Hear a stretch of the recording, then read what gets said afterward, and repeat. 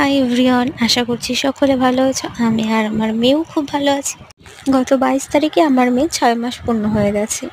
তাই ডাক্তারবাবুর কাছে পরামর্শ নিয়েছিলাম যে আমার মেয়েকে এখন ব্রেস্ট ফিডিংয়ের সাথে সাথে দোলানো খাওয়া যাবে কিনা, বা কোনো এমার্জেন্সিতে গরুর দুধ খাওয়ানো যাবে কিনা।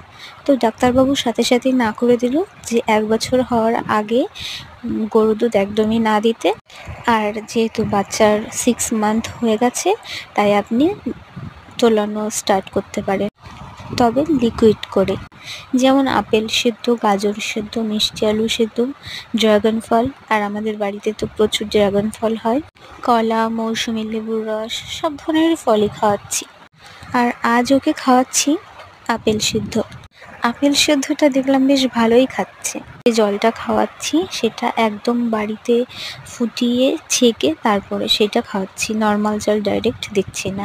আমার মাও আমরা যখন ছোট ছিলাম তখন জল ফুটিয়ে সেই জলটাই আমাদের খাইয়েছিল অনেক বছর।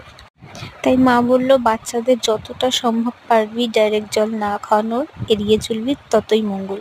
বাচ্চাদের ফোটানো জল খাওয়ানোটা